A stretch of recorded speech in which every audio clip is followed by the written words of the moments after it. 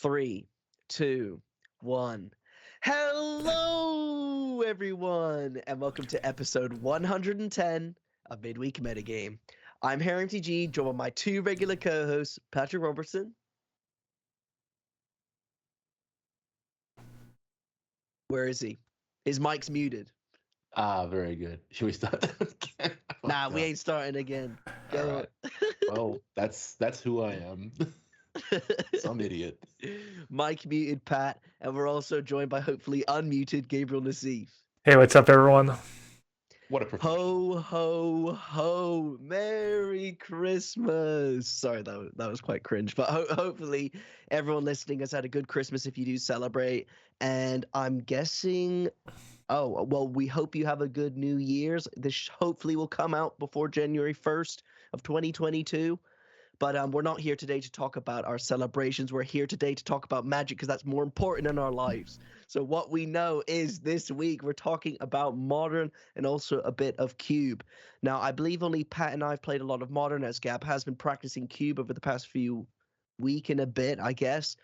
So we're going to be looking more at the challenges this week because I think we don't really look at the challenges much anymore since we're doing a lot of testing and guess. Well, we're kind of going to our old classic format today and really digging into the challenges and then talking about Vintage Cube towards the end of the episode. But as always, before we get into anything, the podcast is brought to you by Card Market. They sponsor the cast. For those who don't know what that is, it's a marketplace online to buy anything card game related. Doesn't have to be Magic the Gathering. You can get singles, accessories, deck boxes, play mats, sleeves, anything you can think of card game related for Magic the Gathering. Doesn't even have to be that. You can do Pokemon, Yu-Gi-Oh, anything. Go check them out. Cardmarket.com, cardmarket.eu. They sponsor the cast. We love them. I can't gas them up enough. I even stream on their Twitch sometimes. Look, we love Card Market. Just go check it out. I'm sure you're getting me bored of me saying that. But if you personally would like to support the podcast alongside others, then you can go support us through the Patreon. No pressure to do so, but that's the best place at patreon.com/midweek metagame. Feels so good to be back after a few weeks break, for me at least. But I'm not here to do the intro anymore. I'm here to talk about Modern. So who wants to start off? Well, I didn't play Right, Modern, so you guys should go ahead. Yeah. Oh, all right. okay. No worries. Well, okay. I haven't played a massive amount, but I've been watching what's going on, and I think that there's some cool stuff in the challenge results from the 26th. So this is kind of like not quite the degenerate challenge. This is like the Boxing Day challenge, and I think the most interesting thing is obviously just the first place list, which on the surface looks like just straight mono white hammer time. But then you get a little bit deeper and they have like multiple main deck pro red creatures. So they have like 3 Barton Forge Tender and 2 Sanctifier on deck. They have no Lurus because they have access to Nettle Cyst and Caldera Complete for their Stoneforge Mystic package. And then you go to the sideboard and they just have 4 Mana Leak. Like, it's just I don't know what to say about this deck other than they certainly got some things in mind. Obviously quite kind of like targeted against the burn decks. Like Burn's been pretty popular in the challenges and doing quite well over the last few weeks.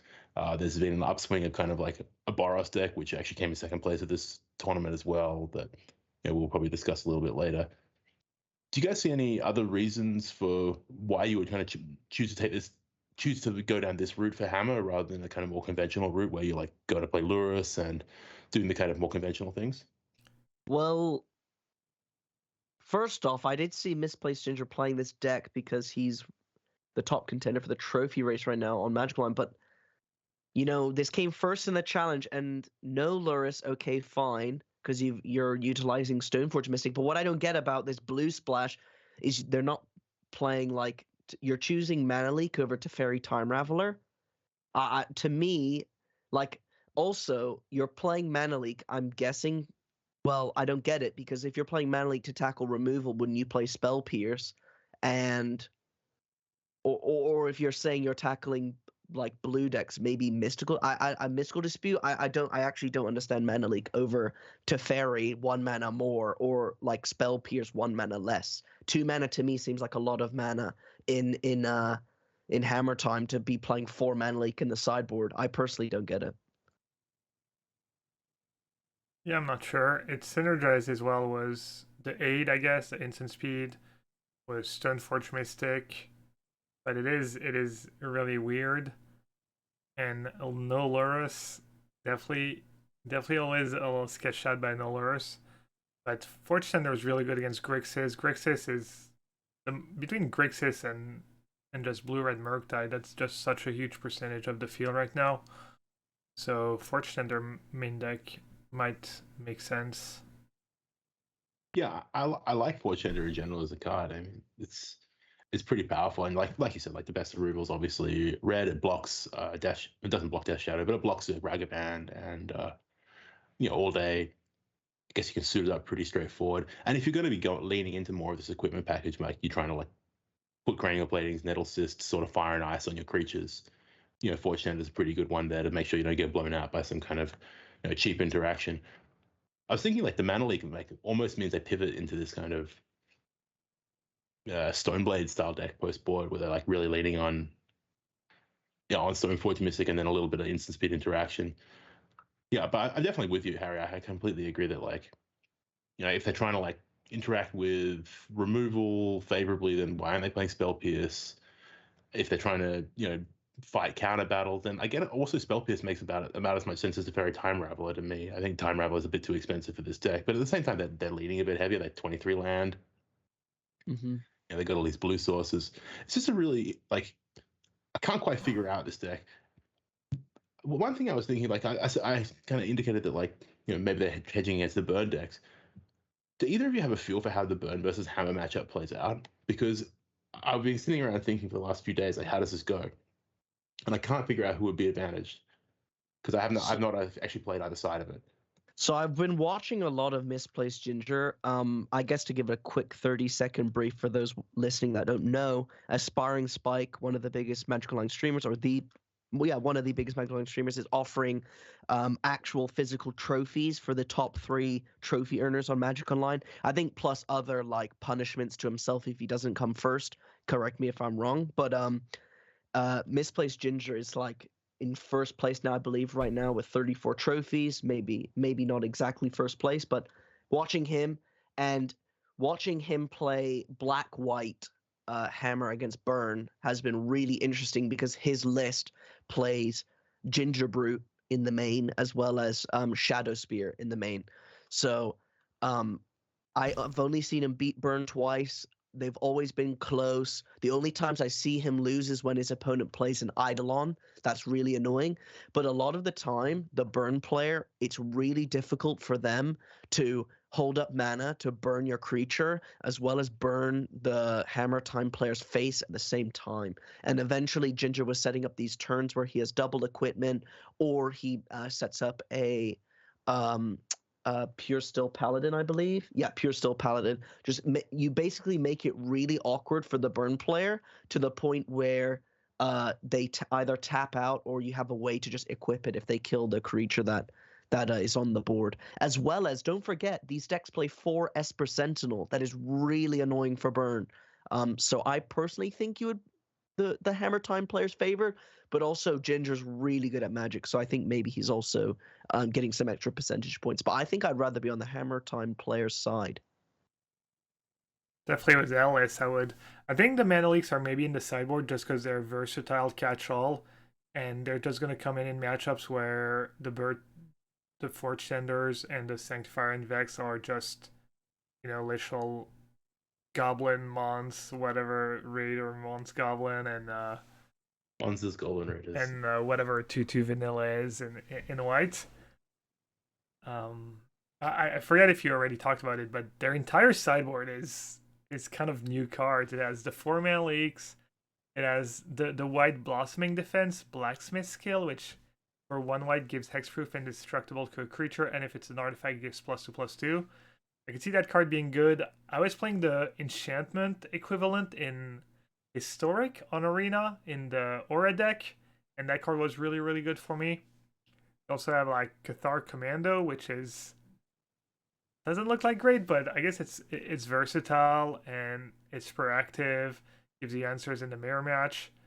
It's a card you would expect more if they had Lurrus in their deck, since you can sack it to destroy an artifact or an enchantment.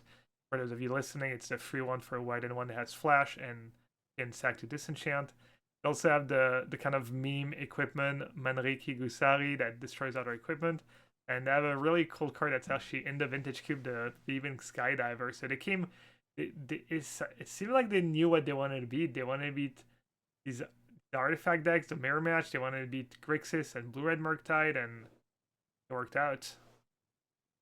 It sure did work out for this tournament. I don't know how much longevity something with kind of that spread this thin, I guess, has going forward. And I really do think that losing Lurrus is a big cost. But maybe it ties together your plan post board where you're just like really relying on Stoneforge Mystic to have access to these mana leaks and then like better equipment package. It's funny they have like Caldara complete but no Batterskull. I think that's really interesting. There's no Batterskull even in the 75, so that's kind of a Yeah. I'm guessing oddity they to me. just used the Saga, right, to get Shadow Sphere. Well, they get Saga, they get Shadow Spear or Colossus Hammer, but then they have Mystic can go get Caldara complete, Nettle Cyst, or Sword of Fire and Ice, but no Batterskull. And they just decided that they're almost always gonna go for complete when they're in the spot where that's the kind of card they want, and they don't need don't need both. Where they're not hammering, yeah. I guess that makes sense. I'm thinking with this list, can't you just play Lurrus in the main if you're taking it out of the companion zone? Lurrus main has never looked good to me in any format so far. It's the sort of thing where like you can't really. It's not good enough to justify playing enough copies to make it worth kind of leaning in on. I guess like this is competing for serious space in your 60, whereas in your 15 card sideboard, it's like not actually fighting for anything. It's kind of cool that you don't have to play Bubble because we're so used to seeing Bubble now. We forget that it's just not that good of a card to put in your deck. You know, the uncertainty of what you're going to draw, the delayed draw, etc. When you have it in your opening hand. Okay, it's cool with your fetch lands, but you know this deck can probably take better advantage of Bubble than any other hammer list I've seen because it actually has access to some number of fetch lands. But yeah, I definitely agree with you. Like, kind of divorcing yourself from the need to play Mishra's Bauble is it's got something going for it, I suppose. I guess I'm a little surprised not to see maybe one because they do have Forge or Saga, and there might be some spots in which. Yeah, I mean, drawing a card's pretty good sometimes, hey. Yeah, you might want to draw a card because in their list it's basically getting either one of the creatures, and they actually don't even have Memnite because they're playing these Fortune, so it's just Ornithopter, Shadow Spear, or Springleaf Drum. So the list is interesting. I feel like it probably can be tuned a little bit. Yeah, it's definitely an interesting direction considering like the bulk standard has been either like straight mono white, like this kind of really uniform Lurrus package that we've seen for ages, or splashing a little bit of black mana to have access to like Dark Confidant or Thoughtseize. But this is kind of a completely new direction for that, and it's definitely nice to see some innovation coming up. You want to talk about what they beat in the finals, though? Yeah. So the finals is Frakem in second place with Boros prowess essentially. So it's Dragon Rage Channelers, Monastery Swift Spears, Ragavan, Soulscar Mage. But then rather than being kind of like a burn deck proper, they have Lava Dart, Lightning Bolt, and then 5 white removal spells, so 3 Prismatic Ending, 2 Path to Exiles, and then 8 card drawing spells, 4 light up the stage, and then 4 Reckless Impulse, which is the card from the latest standard set, which is the 1 red, 1 color sorcery, exile top 2 cards of your library, and until the end of your next turn, you can play those cards. So it's like a kind of like poor person's expressive iteration. But this is a kind of pretty interesting deck, and on the surface, I kind of like it, but at the same time, I've never really enjoyed playing aggressive decks that have these kind of non-burn removal spells in them. I always feel like you kind of draw the wrong half at the wrong time. But this is definitely an interesting take. They've been much less soft to a card like Murktide Regent or Death Shadow, I think, than a conventional burn deck, and I think that's got a lot of value at the moment. Yeah, definitely the two things these lists have in common is that they came ready for the blue-red X decks, and it paid off. Most decks in the format are creature based. I know that when I was playing blue-white control, I was loving Verdict in almost every matchup because besides actual blue-white control, every other deck just relies super heavily on creature, and it makes sense to see Path to Exile in that deck. In the typical burn deck, Path to Exile is usually a sideboard card, and even then, you really only want to bring it in desperate causes matchup. But if you're It makes playing, sense. It makes sense to me in this spot though, because like I think the big creatures in the format at the moment, like Death Shadow, Murktide Regents, and then Omnath, which is obviously a nightmare if you're just trying to cast burn spells to the face. yeah, yeah. Also against Hammer Time too, having the path at the ready when with the equipment, you catch people by surprise. We're talking about it. They might not work forever, but for this specific tournament, where people didn't expect their creatures removed in that manner, and you also have the extra card advantage. So you're a bit better at grinding. Typically, you don't want to path an early creature because you're giving them the extra land and you're speeding them up. But on the other hand, you have your channelers and your ragavans and a bunch of divinations. Then maybe you don't really pay the price and up.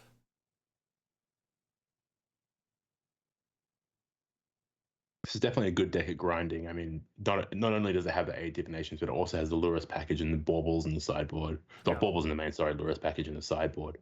Another card in the sideboard that I think is maybe it's kind of just contextually relevant given that we were talking about the Burn versus Hammer Time matchup just before a little bit, but Deflecting Palm has got to be a bit of a kind of pain in the ass to beat for the Hammer player. It's not like they have a huge amount of kind of ability to kind of interact with it or see it coming. Unless they can't thought seize it necessarily, or why would they bring thought seizing against burn? And they can't counter it necessarily. So like Deflecting Palm is definitely a card that you can be just take 11 or whatever in the burn matchup. Maybe that's a testament to like how difficult the burn matchup is, the hammer matchup is for the burn deck, is that they need to go to a card like Deflecting Palm. How does Deflecting Palm work with Inkmoth Nexus, like Infect? Does it give damage. Infect counters? No, It just deals damage back because the Deflecting Palm itself deals the damage. Isn't that card just a staple? I remember playing that card against that card already like 7 or 8 years ago when I was playing Affinity, and it got tricky in some spot post board where be careful, maybe have a Ravager out or kind of go for it in some spots, or kind of manage my creatures accordingly and not have just one huge hit. My feeling has always been that it's this card that like looks good on the surface, but has never actually been good enough to see mainstream play. But maybe I'm biased. A lot of the time when I'm thinking back to times playing kind of like old Grixis Death Shadow against Burn, and they would have Deflecting Palm against me. But it's the sort of matchup where you're so entrenched on having cards like Stubborn Denial in your deck that like when you got the big shadow going and they wanted to Deflecting Palm it, you would just have Stubborn Denial ready anyway, because that's just how the matchup played out. So I always felt like it was a little bit overrated in that spot. It's just a 2-mana spell that didn't do anything until until you were already in a favorable, the opponent was obviously in an advantageous position. So it's definitely possible that it's much better now when the counters are a little bit less mana efficient for for the Death Shadow decks, or there's multiple different decks that it's actually good against in the format now. Like it's obviously pretty good against the Murktide Regent. It's pretty good against Death Shadow still, and it's like great against Hammer Time. So maybe it's got enough legs now. But I felt like before when I was playing Shadow and playing against Burn, they were bringing it in. It wasn't a card that I was particularly afraid of. So I was looking and I actually saw on my Twitter feed pop up the Fracum that the player is somewhat of a burn expert. Apparently, he has a guide from a month and a half ago about burn, and he just tweeted like asking if people would be interested in breaking down his games from the challenge. So at Fracum94 if anyone's check out his account, and figured I'd mention it calling earlier and saw that. Yeah, I mean, I think honestly, mono red, like these fast burn strategies just seem to go under a lot of the decks in the format now. Like, I feel like I would be scared to play against this as any Omnath deck, because the Omnath decks will struggle to interact with this deck because you only really have like one Prismatic Ending, one Solitude in the early game. If you're flooding the board and using Reckless Impulse and stuff, I feel like you're just going to go under fast enough against an Omnath. I kind of disagree. I actually think it's good against Grixis Shadow. Ever since they printed Solitude, I felt like I was a favorite against burn decks anytime I had Teferi Time Raveler and for Teferi Time Raveler for Solitude in meta deck, whether it was blue white control, which used to be not that great against burn, or the Omnath deck. Maybe Path to Exile helps you a bit there because it definitely feels when you're playing the Omnath deck, you're playing a mini sub game of can I get to cast? Do I live until I Mm-hmm. cast Omnath? And then if Mm-hmm. so, I win the game. If not, you actually still have the games where you just go removal to Teferi, Solitude, and win that way. So I'm guessing he was hoping not to play against these kind of decks and really gunning for Grixis Shadow.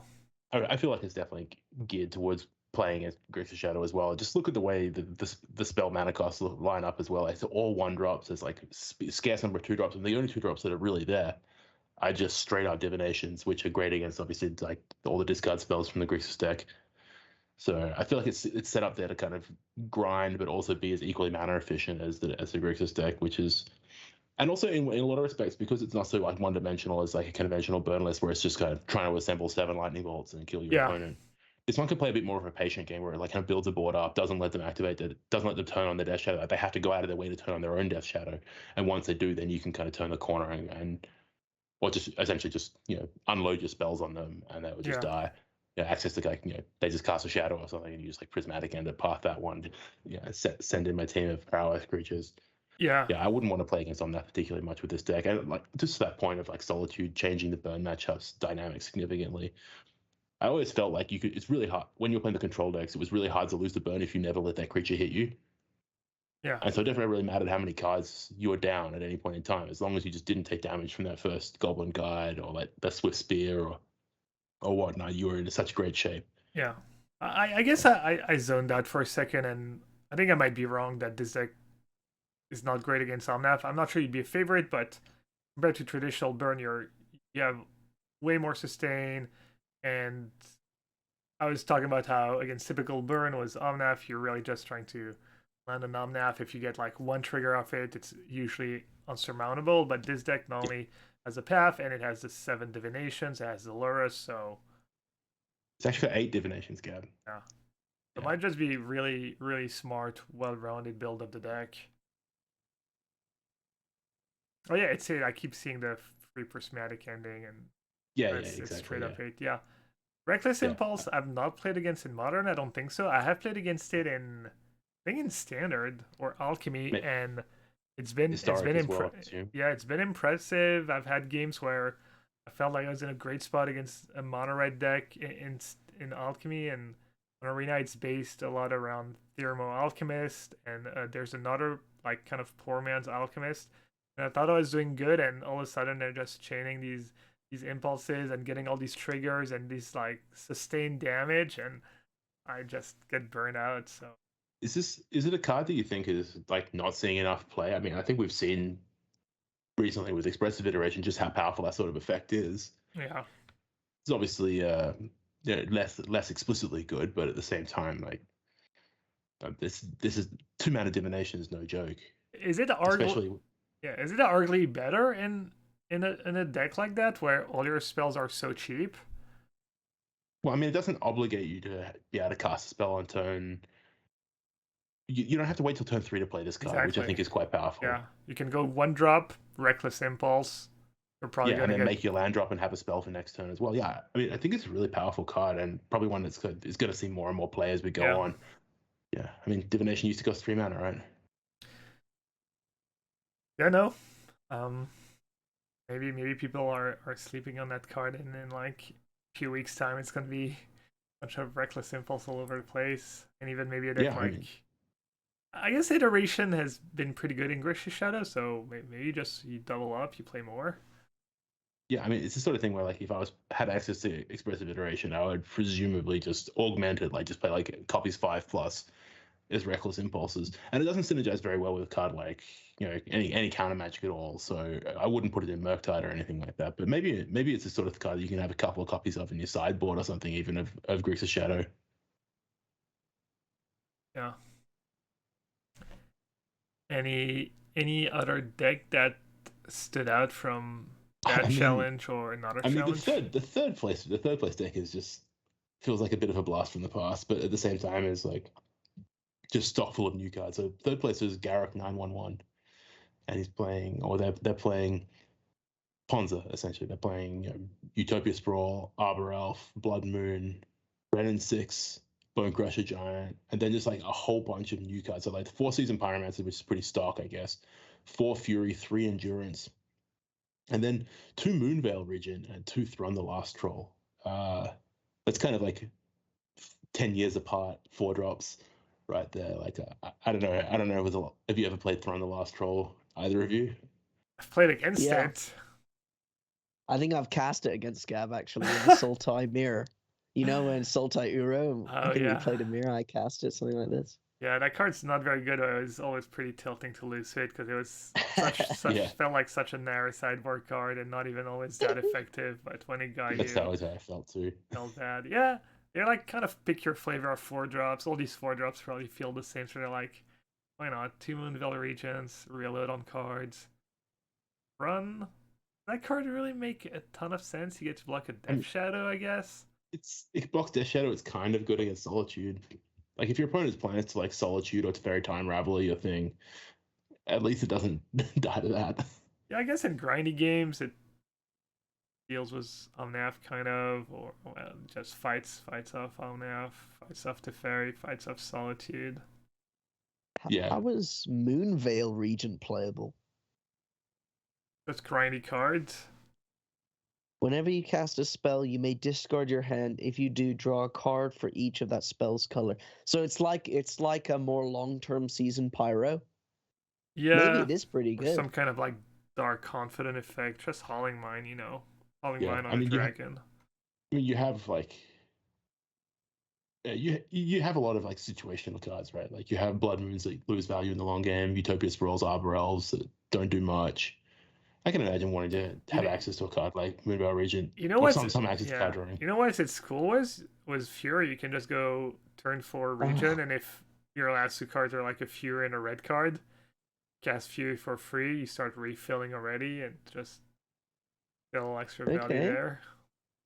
So it's good with Fury. Okay, that's yeah. sick. It's kind of good with the pitch stuff, I guess, in some ways. Yes, yeah, okay. I can get behind this. I don't think it's great, but it's playable. It's a card that was like borderline playable in standard. I mean, it's the sort of thing we should probably explore whether it's good enough. I think Jean-Emmanuel Depraz had a few in his World Championship list. He's a tiny bit of playing historic too. I think he did actually. Yeah, that makes sense. I played some in the blue-red, Alchemy, Alrund's Epiphany Dragons deck as well. Yeah. For a little bit, it was all right there.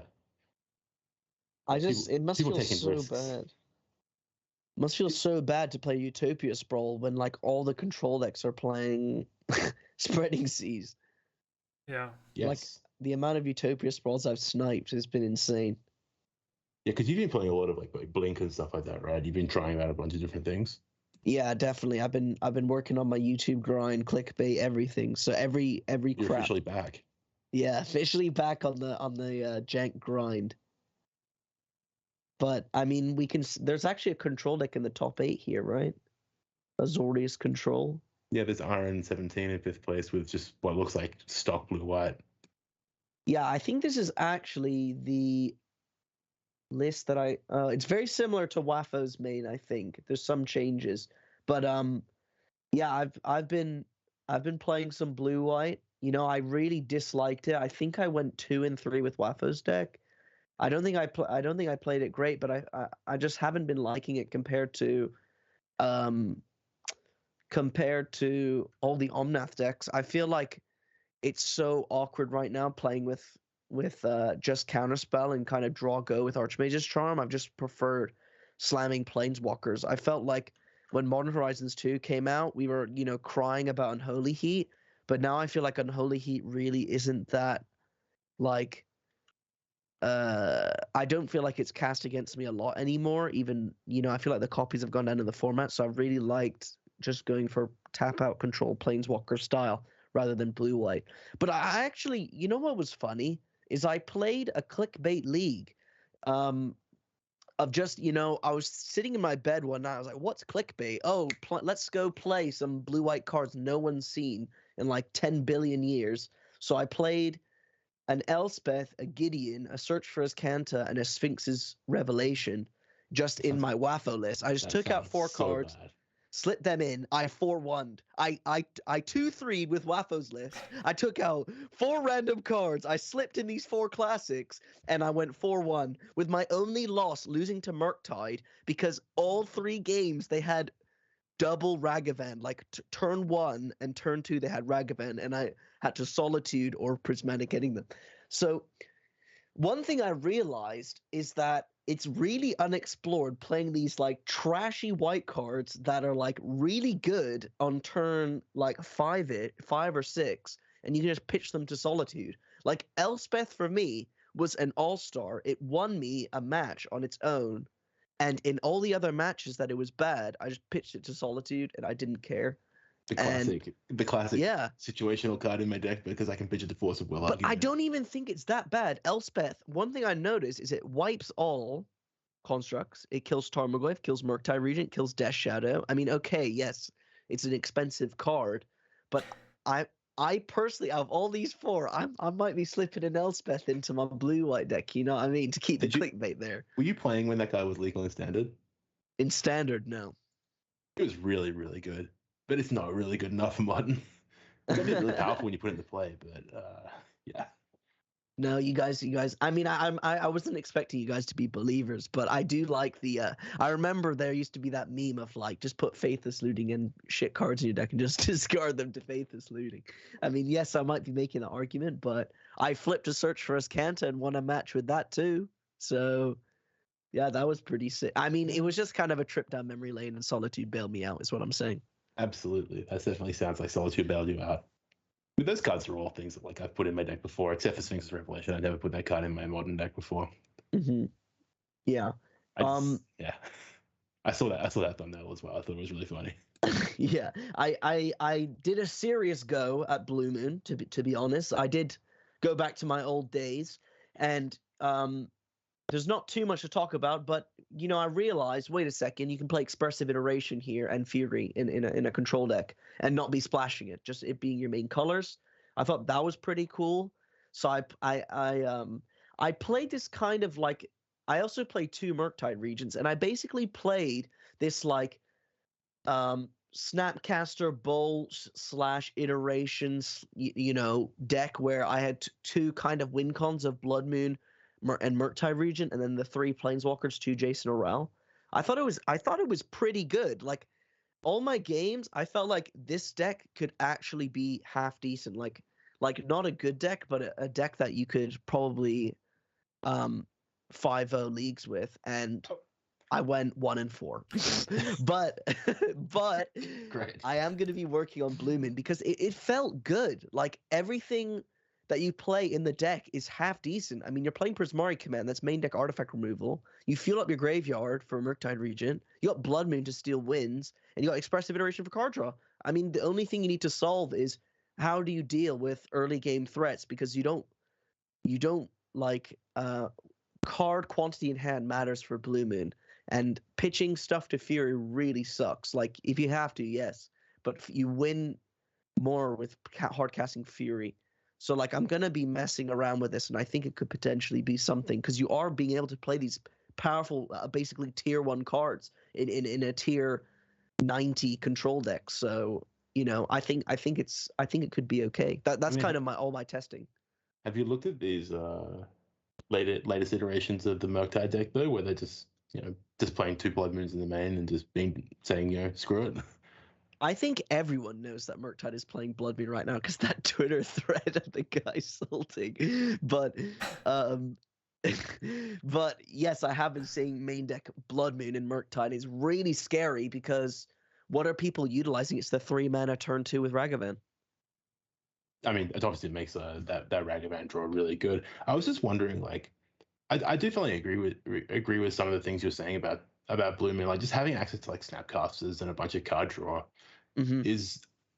feels like a more robust way to build a blue-red deck at the moment when your opponents are playing like Grixis Shadow or whatever, because if you just think about a conventional murktide deck, it's a little bit fragile to hand disruption, because you've got like just enough of each kind of thing. Like you've got just enough threats, just enough counter spells, just enough removal, all kind of like tied in together, and that generally, as a general rule, makes you disrupt susceptible to thought seasons and stuff like that. Whereas if you're just kind of like, I have like Archmage's Charms and Snapcaster Mages and removal spells, there's less that can really go wrong in a lot of respects.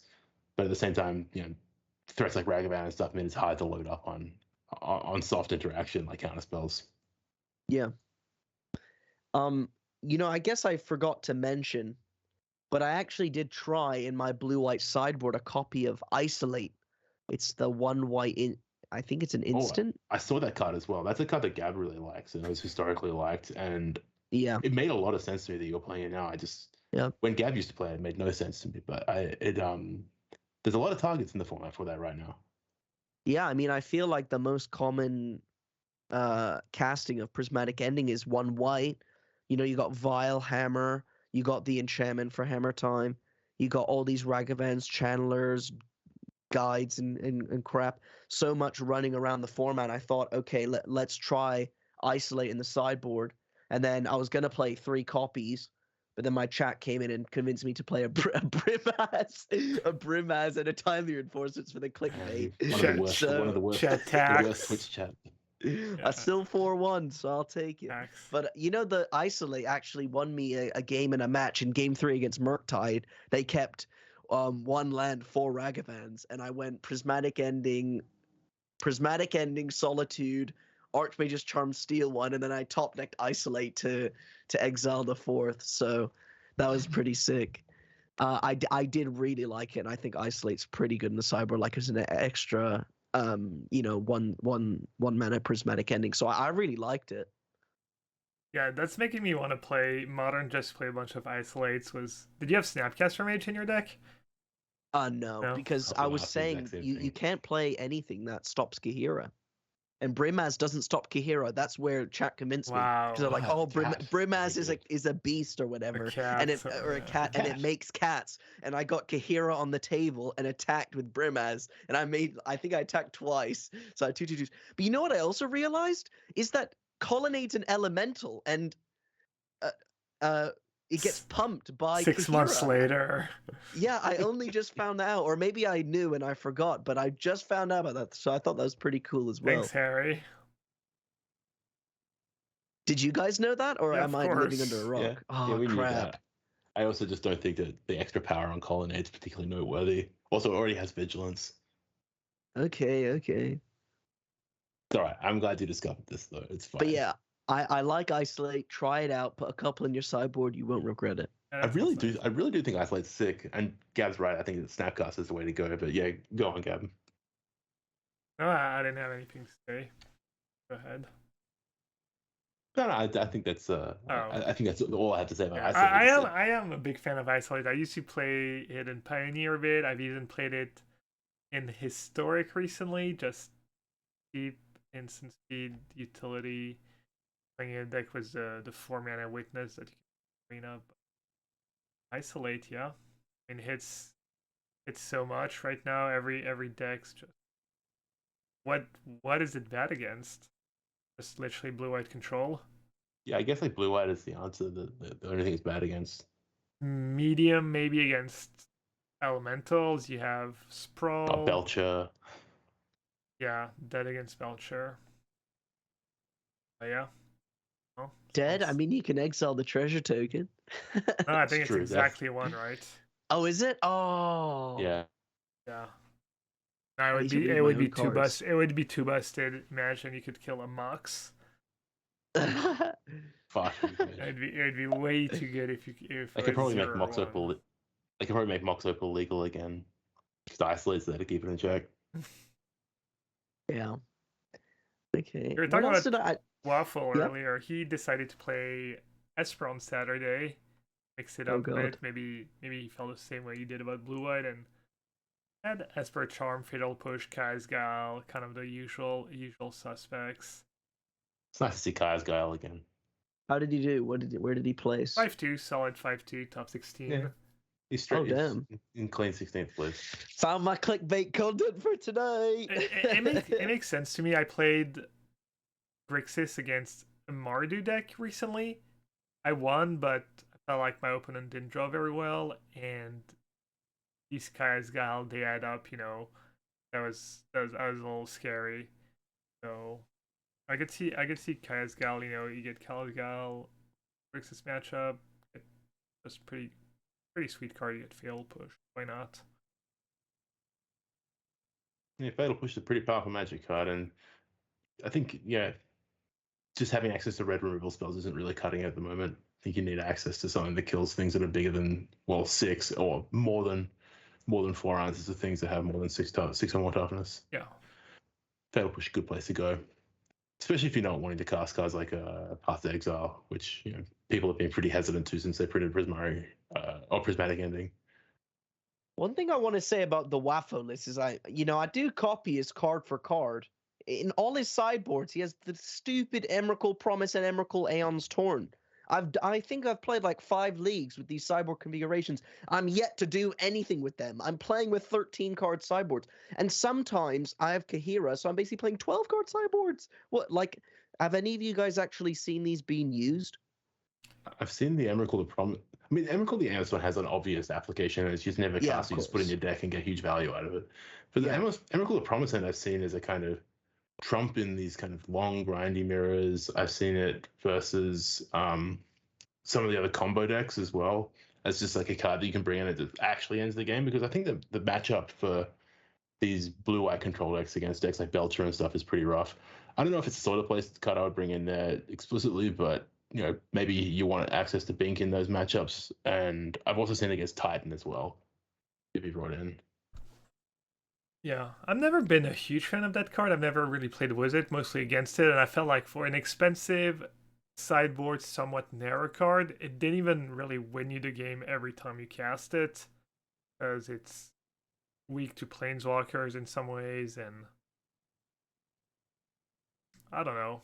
I don't really see it, but maybe just for the control mirror matches. And as far as the anti-mill technology, it's I don't know. You need to be some kind of math wizards to figure out if it's worth it. Just because it's how good it is against mill. I mean, we've talked about it a million times, but it's basically the best sideboard card you can ever have because you don't need to draw it. You just have to put it in your deck, and it does its work. Just hope you never draw it, really. It's not like a traditional card where you need to be playing against a deck X% of the time, because it takes a slot in your sideboard and you're not always going to draw it. Whereas against mill, even if you don't play against mill as much as other decks, it's going to be huge for you almost every time, even though now they do have they just laughter to exile it, but even against that, it's a really high casting cost card, so it's going to eat up most of the spell. Exactly, yeah. It stops the hideous laughter in its tracks, really, and every other mill card it just kind of embarrasses. Yeah, It's just nice to see 4. Honestly, it's just nice to see 4 Snapcaster Mages in a deck again. Oh wow, yeah. Snapcaster, 4 Spreading Seas, full prismatic. Maybe he's missing Isolate. He's missing the Isolate tech. That's right. Maybe. Even though he should have watched your video, Harry. He does have Fatal Push. What does Isolate hit that Fatal Push not that great against? Like anything that's not a creature. Thank you. Like Hammer. Yeah. The equipments, aids. Cicada's aid, yeah. But he doesn't even play 4 Prismatic Ending. Why would you need Isolate, right? Instant speed. Especially with Snapcaster. Oh, yeah, okay. Yeah, I got you. But yeah, no, I agree that it's probably pretty sketch, especially when you have to Fairy Time Rail or to start playing any copies I've isolated before maxing out on the ending. Yeah. I think I'll definitely try out this S4 list. I can see the dollar bills raining from the sky for YouTube. So I'm aiming to try out this list. But I'm also going to try out the mono red. I think long-time listeners of the podcast know I love red decks. Yeah. So I think these two instantly, I'm loving the looks of them. No, that red list looks really cool, and Reckless Impulse. That deck looks sweet. I agree. Yeah, I think there's definitely more investigation about Reckless Impulse that needs to be made. It's too powerful for too little. to not be accessible in modern. Like it's right in that spot of right power level for modern. Yeah. Should we talk a little bit about what went on the Sunday challenge, or the challenge on the 27th, I guess? Sure.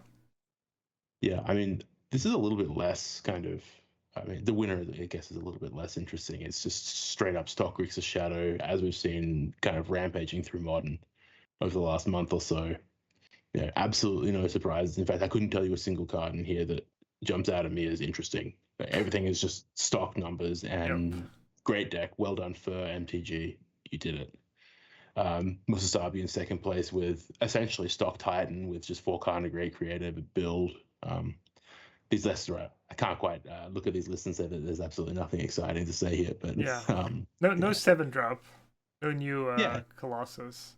That's a card that seems like it kind of got a lot of hype to begin with, and then it faded away. I can't remember the exact text on it. I'm going to look it up, actually.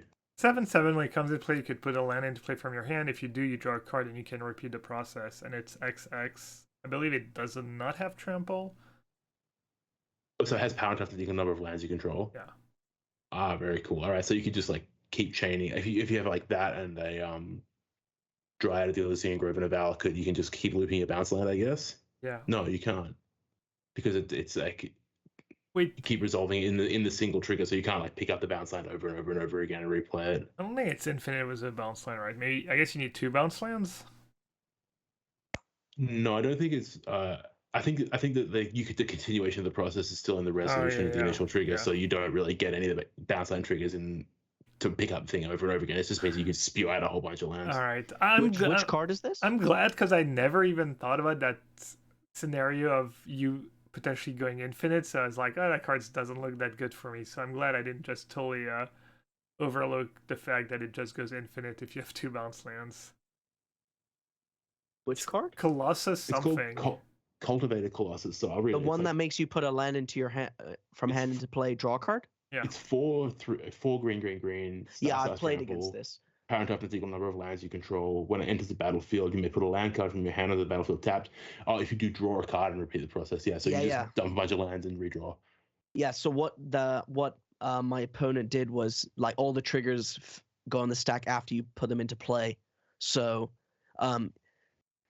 the thing is you can draw a land and put a land that you draw into play. So it's like you play it, and if you have like 2 lands in your hand, they'll put in like 6.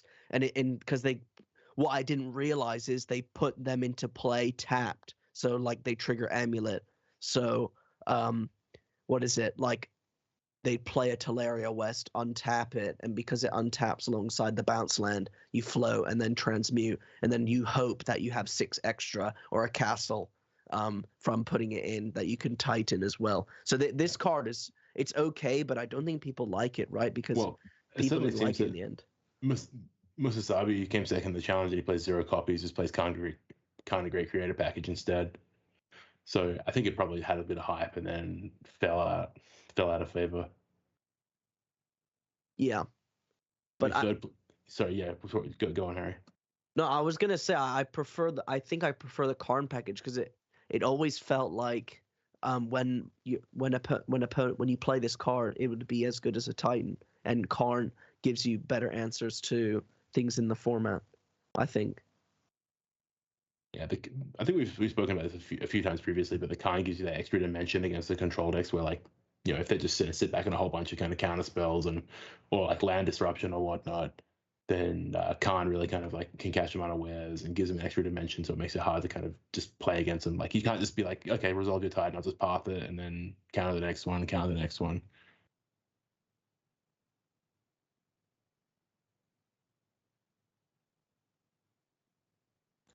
Yeah, sorry, my microphone glitched. But I see in 5th place in the challenge, we have 4-color Blink. That's a deck that I did play myself. I really don't like this deck. I can't lie. I've hated it. One of my close friends, Vishezo, I watch him play this deck all the time on Discord. I play video games with like him, Cherry X-Men, and that lot, and they're always playing Magic Online between lobbies on Escape from Tarkov because that game has 15 minutes in between games, and he somehow went on a 17-0 streak with 4-color Blink in front of me.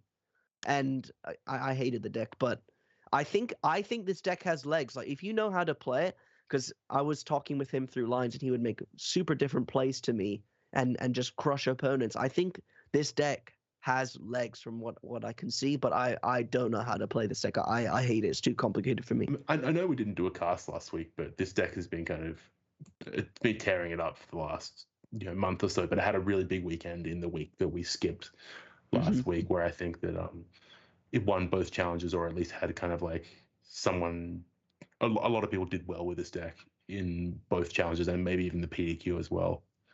So it definitely has legs. Gab, this is kind of more in your wheelhouse. And I know we talked about it at length with Canister a few weeks ago. So if you want to go back and listen to that episode, you can. But this deck's kind of got a few differences. Kind of it's the ephemerate deck, but it has access to some counter spells, but also some Eladamri's calls as well. Which I don't know if you have any thoughts on those sort of cards. Call was impressive to me when I played it back in Soul Hoarder. I remember seeing this list, and I was not loving the look of the Call, and people were like, oh, you should try Call. I was like, no, that card's too slow. It's modern. You can't afford to just take a turn off. But what was really sick was Ether Vial. It really shined there. This deck does not have Ether Vial, but you do play at instant speed. You have Ice Fang. You make up for it. Was cards was like Omnath and Solitude helps you make up the tempo. Good in the late game was Witness. You can pitch it to Solitude and Endurance. So I could see it. But yeah, I know the canister. Sorry, yeah. No, I was just gonna say that's the kind of canister deck that I don't know if that's still what he plays, but that's the deck he was playing for many months and doing well weekend after weekend. Him and other people. Yeah, I know that Canister actually streamed with a league where he had 4 copies of Eldamri's Call in his deck, and he wasn't particularly impressed. I think was the final verdict. But someone made a good point in that thread on Twitter, which was he built the deck in a way that was kind of doing the antithesis of what an Eldamri's Call deck should be doing. So he was kind of 4 call, but then he had all the witnesses and all the kind of situational guys he had lots of copies of still as well. He wasn't kind of trying to lean into that tutoring package. Mm-hmm. Maybe Witness is like too powerful of a card in this deck overall, but maybe you're supposed to kind of do like this deck's doing, like play like a limited number of Ice Fang Codals, maybe like 1 Fury or 2 Furies, and basically play less of the kind of situationally good cards and lean more heavily on a card like Call. I guess you just want a card that does something in the mid game and that combos nicely with Witness. Gets you going, and it's a little slow, but as I said, I think you make up for the lost time was Omnath and the pitch cards and whatnot. So yeah, kind of makes sense. It's definitely reasonable. Did you have a feel for how good this deck is against a deck like Death Shadow? Presumably it crushes Death Shadow because it's just all really good cards. I was getting crushed. I was getting crushed was the 60 card version against Grixis Shadow because they had the cheesy early draws that you had to beat and sometime lost to, and then in the mid game they just had as much card advantage as you. Iteration, Lurrus. They have the Drown in the Locks were a huge pain because you can't just like drop these hammers, these great cards, and expect them to always resolve. So I found that matchup to be horrendous. It's kind of why I stopped playing the 60 card version of that deck. Your Planeswalker heavy version. I'm assuming this version might be a bit better because at least this version is not going to lose the late game. But yeah, that was a big weakness. I mean, we talked about it a lot, but yeah, that was a big weakness of the 60 card deck, and I was losing to all these red black Lurrus decks, whether it was red black Lurrus, which was not the worst but still tough. Jump Lurrus, I was losing it all. Grixis Lurrus, I was losing it all. Felt really, really bad. But this deck might have better chance against it. You have Ice Fang, you have better late game. You actually have a late game that probably trumps their late game, because what I found out was I was not even like really trumping something like John Sagavan in the late game, despite having Omnath, Teferi, Solitude. It wasn't even enough. This deck definitely won't have the problem once you get Ephemerate Witness going, obviously. Yeah, I've found Death Shadow, from what I've spectated, to be like Well, obviously my opinion is biased because I've only basically seen this deck win over the past week, but I've found to be that this deck offers a huge range of threats. You got the instants and sorceries they got to worry about, the planeswalkers they got to worry about, and the creatures they got to worry about. You have a removal spell for the Omnath, you got to have a counter spell for the Solitude, whatever. The counter spells in Death Shadow is what is it? It's Drown in the Lock, and Drown in the Lock can't counter Fury or Solitude if you haven't got 5 cards in your graveyard, which you can be aware of. And Solitude comes down really fast. So, I've seen it to be really awkward for the Death Shadow player, but obviously I've only been seeing winning games, so I can't really say hand on heart if it's favored or not. This is certainly some deck that a sort of deck where the Drown in the Lock decks have a hard time filling up your graveyard for you. Like, it doesn't fill up its graveyard passively for the Drown in the Lock deck. So it's pretty reasonable to suggest that you could kind of keep 3 cards in your graveyard or whatever, so you can resolve your Solitude through Drown. And just being focused on that sort of stuff is pretty important when you're playing against Drown decks in general, I find. Cool. If you guys are ready to move on, add 2 decks that stood out to me out of the Sunday challenge. Yeah. First was actually 16-17. 17 was just Mario Gomez, who won the challenge on Saturday and ran it back to a solid 5-2 results. Was, as far as I could tell, the exact same 75. So the Birth on Forge Tender main deck, Sanctifier main deck. Yep. Of Hammer was at Lurus. And then 16 for them. Yeah, 16th place, it's Gaibai, I'm not sure how you say it, but pretty cool take on Thopter Foundry was 4 Esper Sentinel, 4 Ingenious Smiths, 4 Stoneforge Mystic, and 3 Urza, and 4 Portable Hole, 4 Control, as well as Nettlesis, Caldera Complete, Shadow Sphere. They're playing for Urza Saga, and I always felt like that deck in the past was, you had multiple ways to build it, but it felt like you kind of needed everything to really come together to do well, and as soon as you started playing against someone who interacted with you, they could just pick you apart, and you were left with these, a Thopter Foundry there, sort of, these kind of like mediocre cards and not so great. So I like the take was Ingenious Smith, I guess, gives you that extra grindiness and lets you apply pressure and maybe force them to do stuff they don't want to do, and then you get to punish them. I don't know. I thought it looked pretty cool. Yeah. And I like it too. I actually played a little bit with something similar to this when Modern Horizons 2 had just come out. I played a little bit with a kind of Esper version of this deck, which didn't have Urza Saga in it, which is probably a huge red flag. But it was Esper Sentinels and Urza and kind of Stoneforge Mystic package. I really like the kind of Esper Sentinel Metallic Rebuke as well, set up where you kind of lead on Sentinel and then attack them for 1, and they cast a spell and pay them out, and then you just counter it or whatever. Well, you don't attack them for 1, but I do love Rebuke. I've actually played a lot of Rebuke in Historic. I know I keep talking about that, but I think it's relevant, and just so good with cards like Portable Hole, so good with the equipments. It's artifacts that they're just sitting there, they're cheap, and you get to tap them for free. There's that cool blue-white artifact deck was the Thoughtcast 7-mana flying creature. Yeah, and Esper Sentinel. You also got Ingenious Smith. You played 4 Nettlesis in that deck. Obviously, you don't have Urza, you don't have Stoneforge, you don't have Teferi, but you have some other cards, and that deck's really cool. And the list kind of makes sense. You get Portable Hole's a card that hasn't really seen as much play as I would expect it to, because it's a really powerful card on its face. Yeah, I mean, I guess it's overshadowed by Prismatic Ending in almost every deck. Yeah, and soon to be overshadowed by Isolate and every deck. Yeah, exactly. Yeah, no, fighting for space with Isolate. It's cool because you lower your curve, but you get value out of the cheap artifacts. Was Smith, was Rebuke, was Urza Saga, so it has a good look to it. I'm assuming you still get some really awkward hands, but maybe this takes like a little more consistent and looked cool. Bring it up. I definitely love the Foundry. And it has Harry's favorite card in the sideboard, Emrakul the Ian Thorns.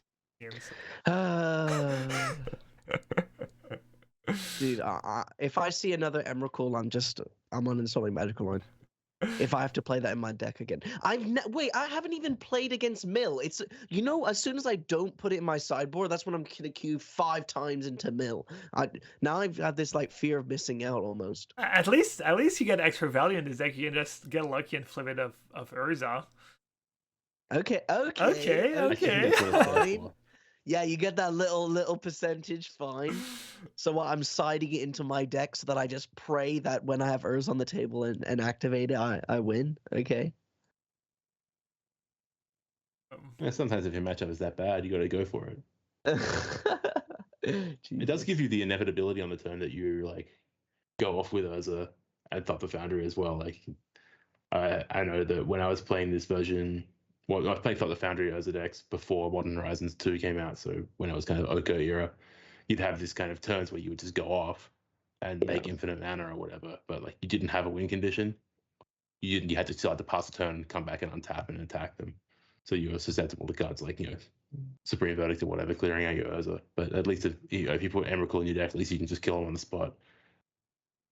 It just, these Urza decks really confuse me because I feel like the thing they had going for them was the Asmoreno Condicular, or however you pronounce it. But then I like you actually tried to pronounce the card that like. How do you can you remember when I have no idea. I think Asmoreno Condicular knows how to say it, or he pretends he knows. He says something really fast, and it kind of sounds like it, but. Yeah, honestly, you could just say whatever you want, and I would believe you at this point. But I love that when Modern Horizon 2 came out, that was the card that people were like, "Oh, is this going to get banned?" Yeah. It is weird that it's. Mardic. Remind us, Patrick, why these decks are not good anymore? Because Modern's a full creature format, and that card's really good in its creature decks, right? I think the argument initially was that. So what happened in my kind of historical timeline of what happened after Modern Horizons 2 came out is those decks were really popular for like 2 weeks or whatever, and then people figured out Blue-Red Murktide, and that just was a deck that had 4 Lightning Bolt to kill Asmo, whatever it's called, and then the Feasting Troll Kings were just getting eaten alive by Unholy Heat, and you just weren't winning. You couldn't keep Feasting Troll King in play. And like people were picking up Engineered Explosives, and Engineered Explosive hasn't left the format at all. Like it's still really, really popular and powerful card at the moment.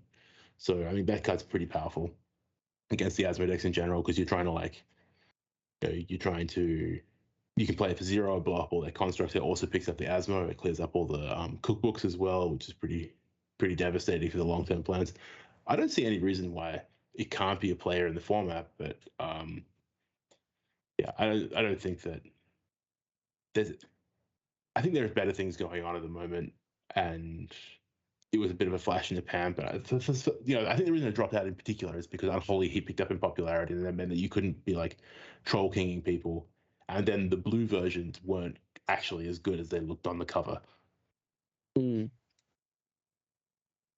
Yeah, I think the deck just died off. I mean, to me, it never really seemed broken. It just seemed so leaning heavily on the Asmo, and when it died, then you leaned on the Urza. Yeah, you on the Urza Saga. I mean, yeah. So I feel like that deck was just leaning on Urza Saga, to be honest.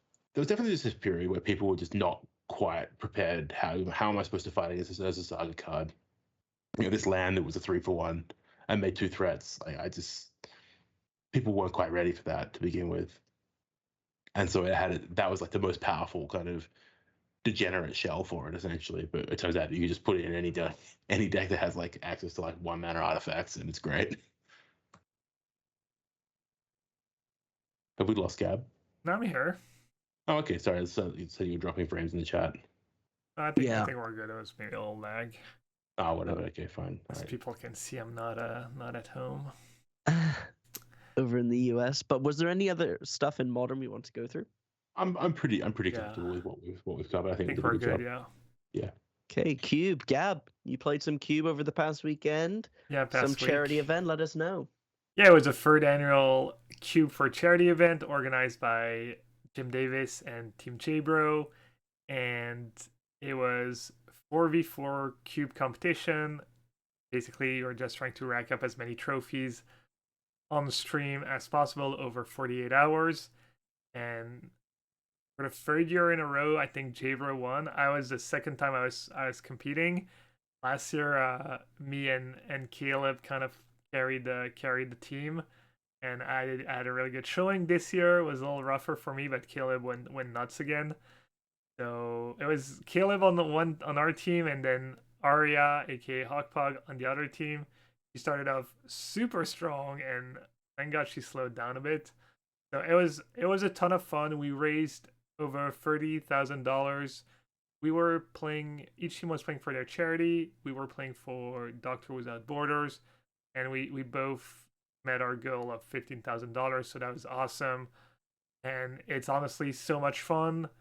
Getting to play vintage cubes is, the vintage cubes really cool, and but usually there's no real purpose, and having that extra competition was really fun. Even though I will say, Caleb kind of gave us this early trophy lead of like 3 or 4 trophies, which we never. I don't think they ever got closer to 3 trophies, so we were coasting the whole time, and maybe I was not like I was kind of drafting maybe too many blue decks and not enough of the good mono white. I actually ended on a trophy was one of the first few mono whites deck I had drafted over 48 hours.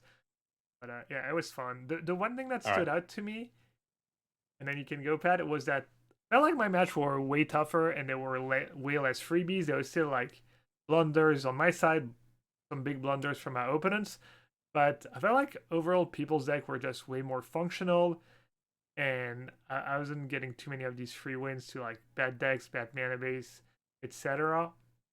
So I don't know if it's because people are getting better or because they curated the cube. They keep curating the cube, and maybe there's less bad cards, and people know they need to pick lands higher, etc. Probably a combination of a bunch of factors. So when I've played a few cubes over the last cube draft over the last week or so, and I've really felt like I play against aggro decks much more than I have been in kind of over the last 5 years of Holiday Cube, essentially.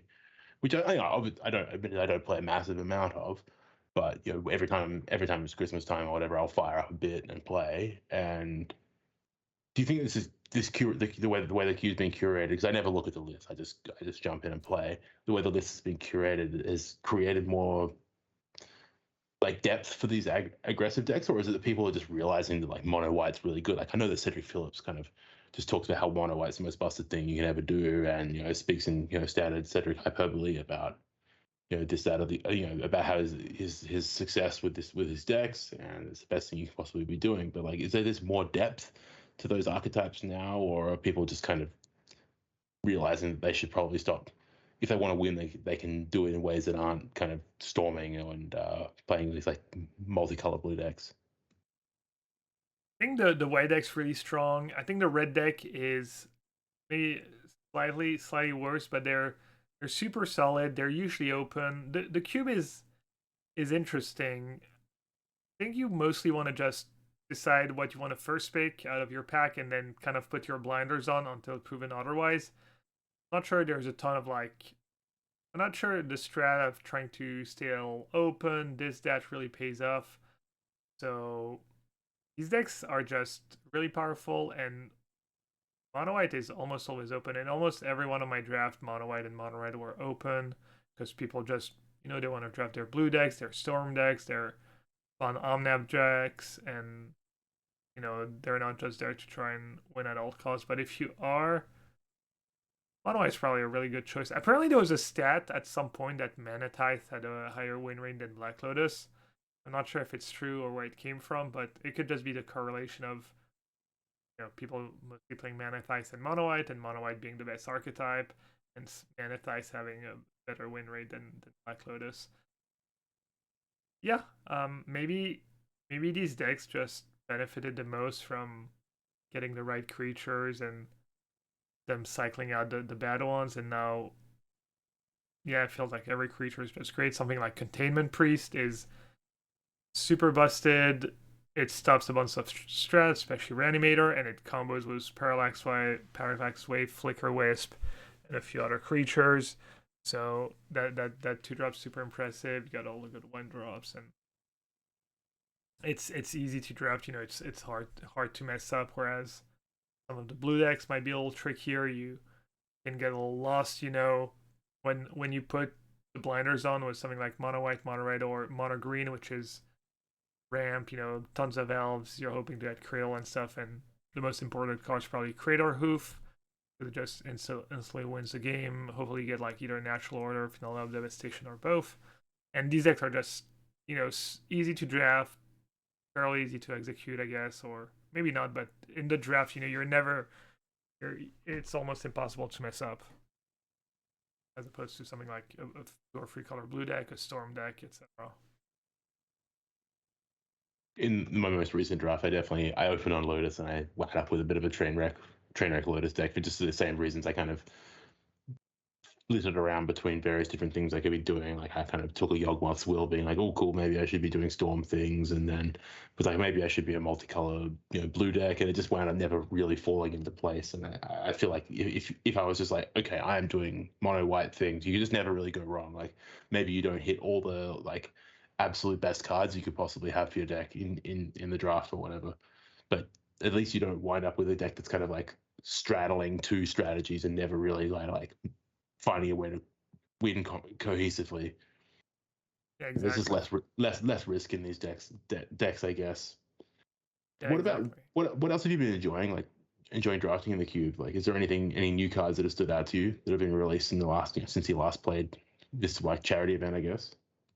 I've really enjoyed playing the black reanimator decks, whether it's mono black or blue black.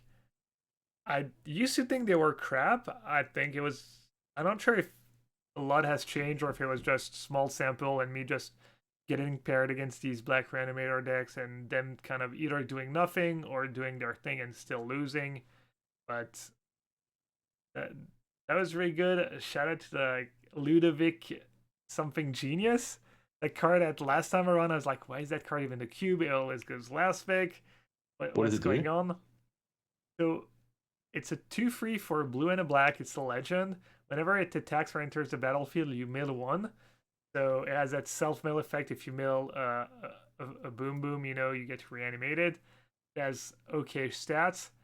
And then for 4 mana plus X, but X could just be 1, you transform it, you exile a creature from your graveyard and transform it into a 4/4 that also had the abilities plus some counters for each creature you exile. So I think basically if you have a Gristlebrand Brand in the sideboard in the graveyard and you pay 5, you get a 5/5 Ludovic with the Gristlebrand Brand abilities. I never got to really do anything with it, but it all of a sudden made a ton of sense and looked like solid cards. So that was one card. Another one is already new from last time around, but Lelia, that card's just it's like Ragavan on steroids. That card's just so amazing. Is that the 3 mana haste creature? Yeah, it's a red and 2 haste. Whenever you attack, you exile a card, and you can play that card until end of turn. You have to pay the mana cost, obviously, but it can be lands as well. And on top of that, anytime a card gets exiled from a library or graveyard, it gets a +1/+1 counter. So the turn attacks, it's a free haste, no question asks. Well, I guess you have to get to the attack step, but free haste. And then you play cards, and then if you have, I don't know, Delve, or I had a Scavenging Shingus at some point, I was exiling creatures from my graveyard. That card is so busted. I think it's my favorite card in the cube. It's just ridiculous. I think I have to like draft that card next time I see it now. Yeah, that sounds great. Yeah. I started seeing some play in like actual vintages, right? I wouldn't be surprised. I mean, is it Legacy Legal? Probably. It is Legacy Legal. It's a commander card. It's a commander. Yeah, I don't know at all what's going on in Legacy and Vintage, but I wouldn't be surprised if cards saw a ton of play. Like Ragavan's.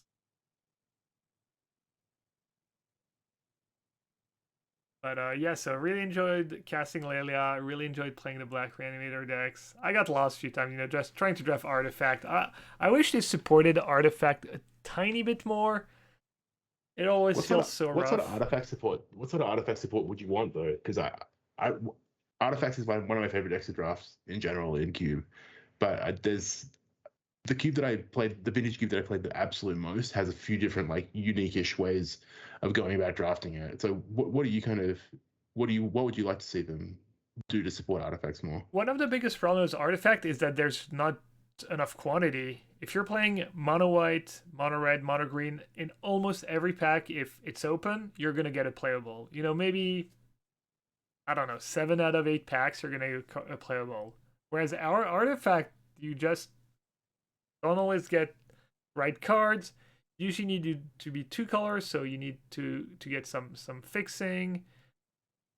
It's also not clear if you want to be blue-red, blue-black, Grixis, depending on get a card like Bellefold Strix or Goblin Welder. There's a few cards that are pretty underwhelming too. The red, the ready, the 4 mana, the ready Planeswalker. It looks like it should be good, but I feel like a little too awkward and clunky. So I'm not too sure. The problem is you really want Workshop too, but then sometimes you don't have enough artifacts because the quantity is just not there. So just more artifacts, I guess. Yeah. So my friend's cube used to have the artifact deck be supported by like a lot of white cards. So like there was Enlightened Tutors and Balanced were like, you know, obviously they're like kind of cube staples, but they were really key parts I found of the artifact deck. So it wasn't necessarily that you were like blue red like Signets and Wildfire. You were like Signet, you're like ramp and land tax and low land count and Armageddons and stuff like that. Yeah. That was the prison deck that was the artifact prison deck that we used to draft a lot and was really well supported. That's one of my favorite decks of all time to ever draft. Is my friend's mono white prison deck, my prison artifact deck. So like with the workshop and all that sort of stuff. Completely agree with you that like some of that support, like, yeah, every time you shave a playable artifact, it just kind of makes it harder and harder and harder to kind of justify taking a card like Tolarian Academy or particularly Mishra's Workshop or Metalworker in particular as well. Yeah. Also, and as the payoff gets more, as like the big creatures for Reanimator get more and more powerful in their colors and less colorless broken ones. Like it used to be that like the best things you could possibly get were almost just colorless creatures because they were tinker targets, like, you know, Mere Battlesphere and Blightsteel Colossus and stuff like that. They were kind of worked as well as part of the ramp as the artifact deck. But now it's kind of like, you know, there's Archons of Cruelty and all this sort of stuff that you would rather reanimate. So they're fighting for space in the kind of expensive creature slots as well. Yeah. Yeah. Also, no one's gonna take your Usher of the Fallen or your Rathalos if they're not exactly, you know, mono white or mono green. Whereas your Signets, highly prized by any mid range or control decks. These are gonna be, you know, picked by other archetypes. So there's this whole thing where a lot of your really good cards, people are gonna want for their mid range or control decks as well. As like, you know, Manifold or Signets, etc., etc. Yeah, you're certainly fighting for the like kind of like support spells pretty heavily, right? Yeah. You drafted any cube, Harry? I think that all the listeners know that my cube knowledge is probably worse than my standard knowledge, but wow, that is impressive. I mean, all I can say is that I have my free cube token sitting in my Magic Online account that I should make an effort to use. And the last time I played cube was on paper at my local cube community called Ben's Cube. So shout out to them. But nope, I don't really play cube. When I play, I force blue. Or I force mono red. So I have this little meta where I normally force blue, and then maybe 1 in 10 drafts I'll force mono red and just 3-0. Is there any clickbait value in cube drafting? Like, no. Come watch the world's worst cube drafter. So there is a cube community on YouTube. If you really want to break this down, there's one cube YouTuber that I know is good. His name is Caleb Gannon, MTG. I know LSV and Reed and all that do really well on Channel Fireball, but cube content only, I think it's Caleb Gannon. I believe that's their name. They kill it on YouTube. So I think there's a community if you want to do it, but cube ain't my thing, and I have no interest in it. Yeah. But it does feel like they did a good job, you know, just tuning the cube, and there's almost no bad, quote unquote, bad cards left in the cube. Yeah, there's been enough release of cards over the last kind of like 3 or 4 years that it's been pretty hard for them to find a shit card to put in the cube. It's not like you have to put Carnophage in anymore. Yeah. Man, the days when like the vintage cube had this mono black aggro deck were just dark days. Like there's just 15 completely unplayable black cards. Yeah, I don't even remember. Was Bad Moon in the cube at some point? Oh, almost certainly. It was almost certainly in a pack with like 7 other black cards that I would open. Just like, I can't take any of these things. Yeah. No, but it was really fun. Shout out to everyone who supported the event in one way or another, whether you donated money or just watched the stream, hung out, tweeted about it, etc. So, big shout out to Jbro, Jim, and Dan Bopes for doing almost all of the prep work and organization, and it's their event and huge success. And the players, obviously everyone, just a really fun event. Hopefully we get to run it back bigger and better next year. Definitely. Awesome. Anything else we wanted to cover on this on the cast? I know that last week we were talking about we were talking about trying to like things to do for kind of like end of year wrap up or anything like that. But do you feel like doing any of that? I am totally ill prepared for an end of the year wrap up. That's completely fine. I'm happy to not do an end of the year wrap up. That's okay. I guess we could talk about kind of the exciting news of yesterday. Oh yeah, Huey's job. Exactly. Yeah. Huey is gonna be head or he's director of play program. Yep. So he's gonna be #WhatsY stuff. Hopefully, bring us a great organized play experience. I think it's not his entire job, part of his job, but yeah. So I think his tweet got 3,000 likes or something. Jeez. Yeah, Huey doesn't tweet a ton, but people are obviously super excited. I know I talked to him a bit. He is, and obviously, I guess people have expectations and have. So you're saying?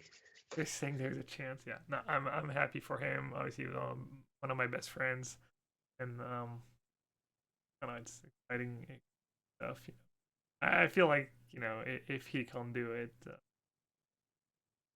it was one of the smartest people I know too. Just yeah, if he can't figure out something that's like sustainable and and engaging, then it's done. It's done.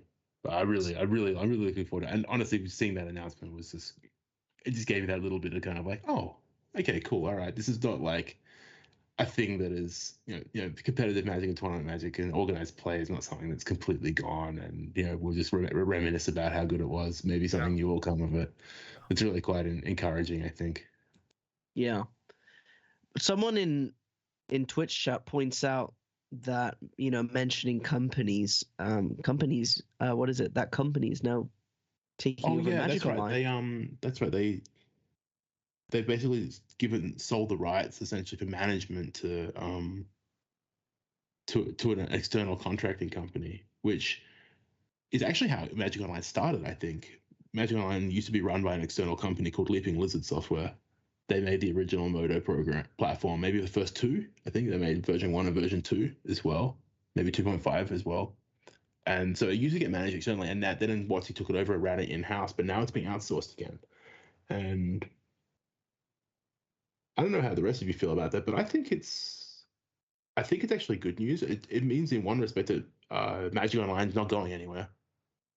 Yeah, I've not heard of it. That's the first I hear of it. Right. Okay. Yeah. So I think all the kind of like day-to-day operations and stuff is going to be transitioned over to this external company, and they'll also be responsible for kind of running programs off of it and running events and stuff. So it scares me a little bit. I feel like Magic Online is in a decent place. I mean, would we want way more out of Magic Online? Maybe, but it's not. I feel like it functions. It does what it does well right now. I think that WotC just wanted to dedicate their digital resources explicitly to Arena, and they're gonna basically have someone else handle it. Maybe it means that nothing good happens, but like according to Felix, he's saying that it's a company that quote unquote does end of life care for MMOs, and they usually run dying/dead MMOs.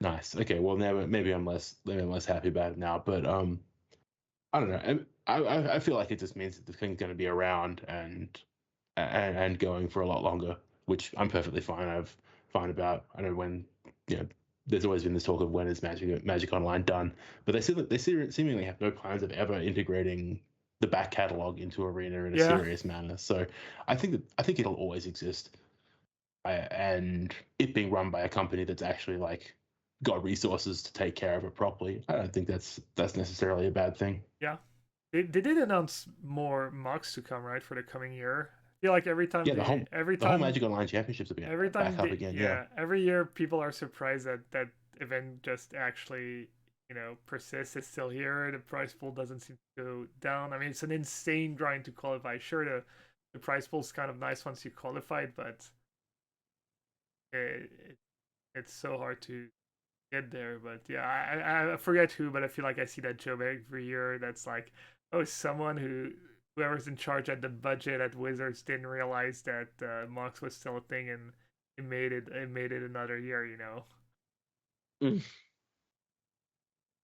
Yeah, I mean, as long as Magic Online is making money and another company is running it, there's no point in WotC axing it, right? So I think that it's here to stay for a long time as long as people are playing it, and what it seems like is people are playing it. So I'm not concerned at all. The only thing I would be worried about is bad choices, but I don't think a random company is the choice over PTQs and stuff like this. I presume they're just dealing with importing new cards in, right? That would be my guess. That's all you got to do with Magic Online. And kind of server maintenance and stuff like that. Yeah. So I'm not worried. Let's be worried when they announce something stupid. How about that? Yeah. Yeah. When they implement alchemy on Magic Online, you'll know it's done. Yeah. But I think that's about it for Magic news and this week. So why don't we do we normally start the Price is Right or Life on the Line? Price is Right. Who cares? Yeah. Price is okay. Right. How about I've got a good card off the bat. What about we do Asmo? I was gonna say Lelia, actually, that commander card. Lelia, it's called. L-A-E. It's like Bay, except it starts with an L. L-A-E-L-I-A. Oh my gosh. Harry's like, what does that card do? We literally just spent 10 minutes talking about it. You probably what does the card do, Harry? You're funny, Gab. No, but seriously, what does the card do, Harry? I don't even know the casting cost. I don't even know what colors it is. Classic Harry is just like, it's like, oh, they're not talking about Modern. Time to go like. It must be White Weenie. I'm gonna guess White Weenie. Close. It is kind of an aggressive creature, but you didn't even get the color right. Oh damn. Okay, I get. Well, I don't know the price of it. It's commander. I can put a price in my head. I literally have no idea what these commanders cards are worth, or rarity, like how rare it is. If it's like kind of equivalent of mythic. I have literal no idea. So it's gonna be. I guess a good thing is, I mean, I was gonna say you only need one, but if it's actually good in Vintage and Legacy, maybe. So give me a second while I figure out how much I want to bid. I've actually played with this card before. Incredible. But you still don't know what it does. It's remarkable. No, I see it in chat now. I've got it now. All right, I've got a number. Yeah, I've got a number too. Okay. 3, 2, 1. 25. €15. I put 6. What the hell? It, I guess. I'm feeling bad. I really like that Gab seriously considers this. I just kind of pull a number out of thin air. Price trend for the past 30 days on cardmarket.com for Layla is €6.27. Wow! Harry, the closest wow. going over. Yeah. This is unprecedented. I was so biased because I like that card so much and it's so good. I was like, I was going to start at 40 and I was like, no, that's like almost the price of it. Might be 25 after this podcast. So go get them on Card Market if you're desperate for some near mint Laylas. Incredible. Laylia? No, it's Laylia. I didn't even know if it was a rare or a mythic. It's a rare, but it's in a commander set, so you have to buy the set to get it, I'm guessing. Right. So it's worth like a fraction of the cost, some percentage of the cost of the deck. Okay. Yeah, I'm guessing. Right. But yeah. So I guess we should do life on the line now. Thanks, Card Market, for that one though. Yeah, appreciate you. I don't For think it's those- really very fair that Harry's able to win with a card that he doesn't know what it Yeah. does. Well, no, I used my logic. You said commander card, and I know how much these cards will Yeah, go that's my for. 'Cause problem. I have no idea what like a random commander goes for. Yeah. Yeah. Normally, It's one normally banana. How much commanders. can it cost, Gab? Yeah. Commanders work like this. The commander is normally the most expensive card because people don't want to buy the pre-cons to build a deck around the commander. Mhm. And then every commander pre-con has like 3 foil cards in the deck where the foil cards are generally the most OP. So if the card's only foil, I think it's like generally like the most expensive behind the commander. That's my knowledge anyways. But yeah, You know all anyways. that, yet you don't know what Layla the Blade Reforged does. Yeah. I used to be a commander kind of casual before my competitive days. But anyways, life on the line. For those who are listening, don't know what it is. Segment at the end of every episode. Got to pick a deck list for each format we've talked about today. Tournament tomorrow. Win you live, lose you die. We're gonna just do modern only, I guess. I'm going to be playing. What am I going to be playing? You know what? Screw it. I'm going to go for this a red-white path / ending / 16 one-drop deck with the light up the stage and also the fiery impulse, I believe it was called. So Reckless. that Yeah. reckless impulse, my mistake. That deck looks really good, and I think it will go under people. Have fun for me this week.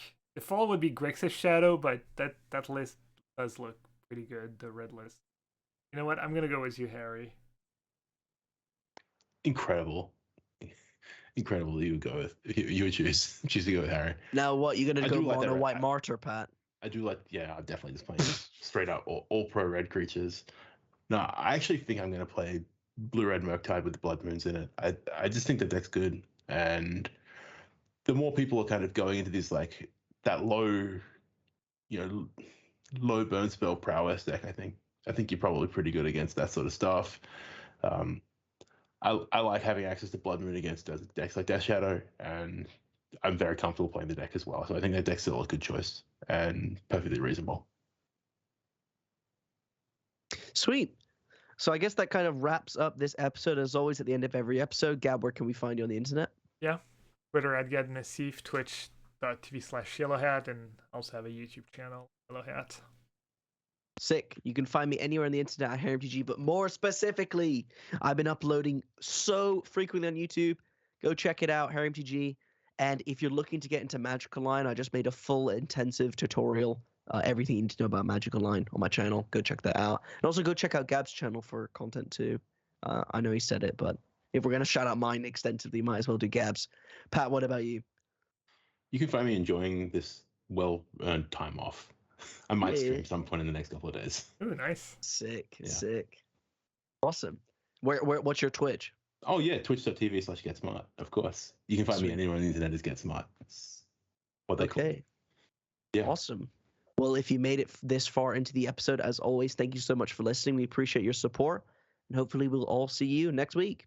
Absolutely. Thanks very much. Yeah, have a great end of the year, and we'll see you later. Take care, everyone. Happy New Year, everyone.